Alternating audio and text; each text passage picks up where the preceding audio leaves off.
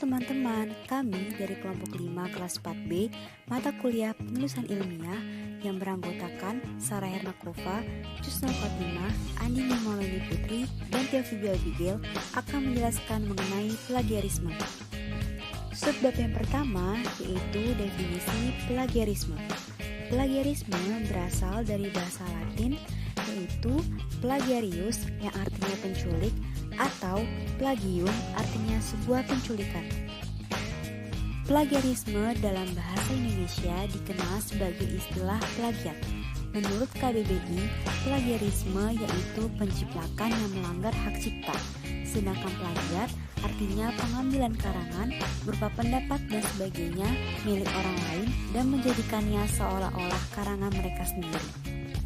Maka dapat disimpulkan plagiarisme adalah tindakan menyerahkan, submitting, atau menyajikan, presenting, ide atau kata atau kalimat orang lain tanpa menyebutkan sumbernya. Yang selanjutnya adalah jenis-jenis plagiarisme. Yang pertama ialah word by word plagiarism, yaitu menjiplak sebagian atau keseluruhan karya orang lain tanpa mengubah kata-kata dan tanpa mencantumkan nama penulis. Kedua, word switch plagiarism, mengganti beberapa kata dari karya orang lain tanpa mengubah susunan katanya dan tanpa mencantumkan sumber. Yang selanjutnya, style plagiarism, yaitu meniru gaya penulisan orang lain meskipun sudah mengganti susunan katanya.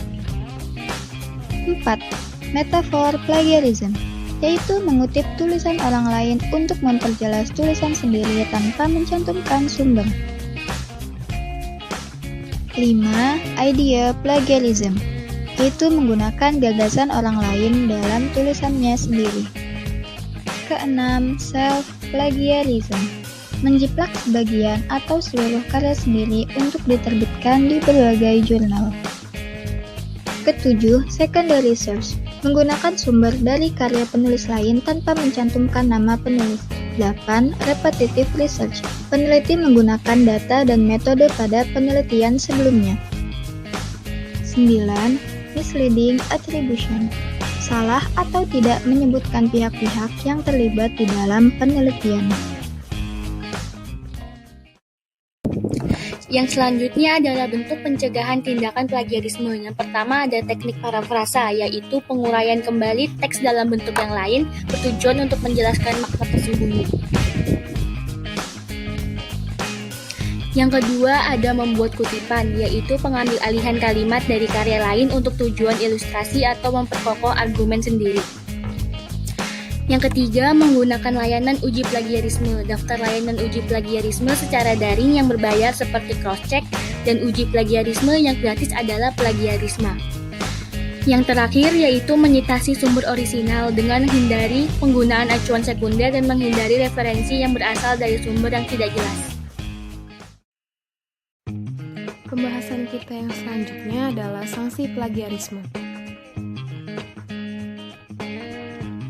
Menurut Undang-Undang Nomor 12 Tahun 2012 Pasal 28 Ayat 5, gelar akademik, gelar vokasi atau gelar profesi dinyatakan tidak sah dan dicabut bila melakukan plagiat.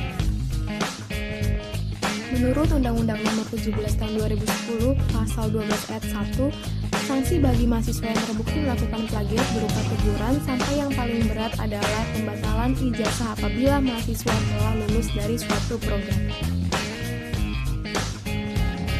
Menurut Undang-Undang Nomor 17 Tahun 2010 Pasal 12 Ayat 2, sanksi bagi dosen atau peneliti atau tenaga pendidikan yang terbukti melakukan plagiat berupa teguran sampai dengan yang paling berat adalah pembatalan ijazah yang diperoleh dari perguruan tinggi.